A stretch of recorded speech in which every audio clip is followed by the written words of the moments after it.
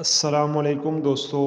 وزیر اعلیٰ خیبر پختونخوا سہیل افریدی نے چارسدے میں جلسے سے خطاب کرتے ہوئے اعلان کیا ہے کہ وہ کل ضلع خیبر میں منعقد ہونے والے بڑے امن جرگے میں شرکت کریں گے اور عوامی طور پر اپنے موقف کا اظہار کریں گے۔ انہوں نے کہا کہ صوبائی سطح پر فیصلے بند کمروں تک محدود نہیں رہیں گے اور عوامی مشاورت کو اولین ترجیح دی جائے گی۔ سہیل افریدی نے بتایا کہ انہیں کچھ حلقوں کی طرف سے خبردار کیا گیا کہ چارسدہ یا خیبر جانے سے ان کی جان کو خطرہ ہو سکتا ہے، مگر انہوں نے کہا کہ ان کا جینا مرنا اس قوم کے لیے ہے اور وہ موت سے نہیں ڈرتے۔